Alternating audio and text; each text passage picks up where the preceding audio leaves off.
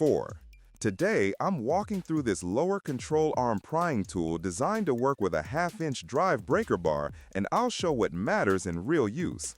You will find a link to purchase this and other models at a discount in the description below the video. You can place your order right now. I'm doing a screencast so we can zoom in on specs, dimensions, and use cases clearly. I can't include live footage of the tool today, but the goal is to give you practical guidance you can rely on.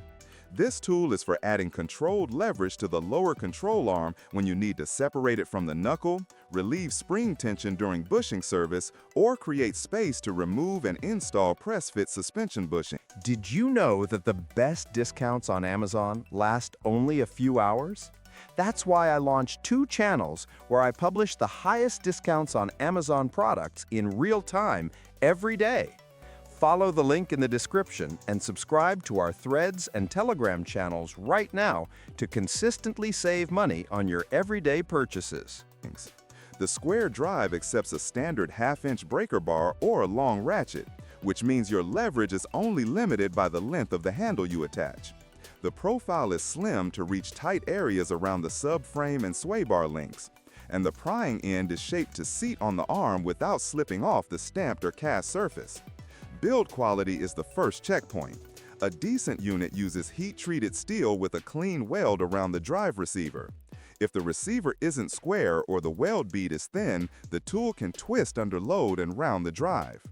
A good finish helps against corrosion, but finish is less important than the hardness of the steel and the geometry of the pry tip.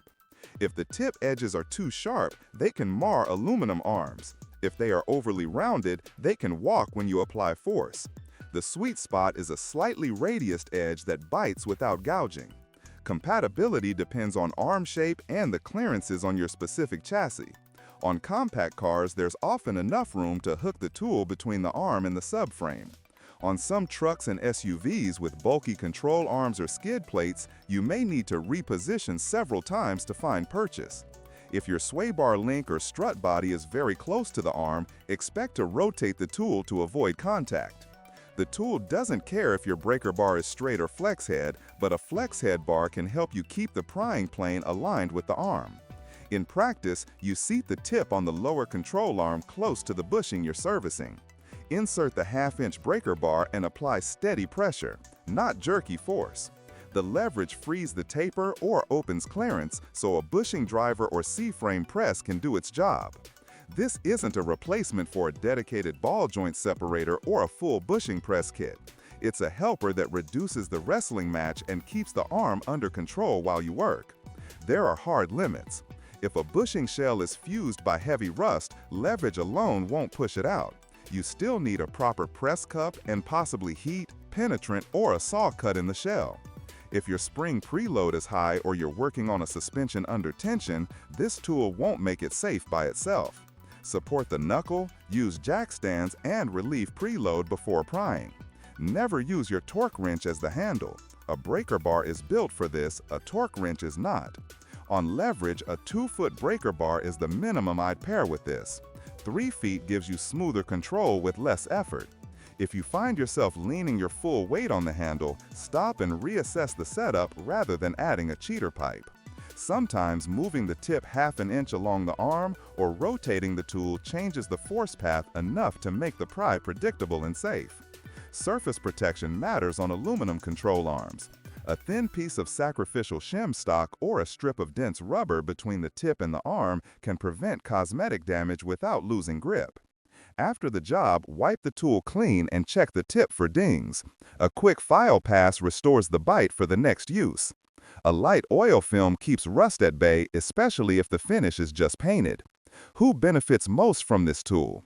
DIYers and mobile techs who do occasional bushing or ball joint work and want more control without dragging out a full press table. In a shop with an alignment rack and pneumatic tools, it still earns a spot because it speeds the setup phase. If you only replace bushings once every few years, a rental press kit plus this prying tool covers most needs at a reasonable cost. What didn't impress me is that some listings don't specify the steel grade or the exact tip width. Lack of hard numbers makes it harder to predict durability and fit on specific arms. I'd like to see a published working load or at least a warranty statement. If your unit arrives with a sloppy drive socket or visible weld voids, return it. Those defects show up the moment you lean on the bar. Overall, as a leverage aid for lower control arm positioning and for creating clearance during bushing removal and installation, it does what it says when used with a proper half-inch breaker bar. It saves time, reduces strain, and adds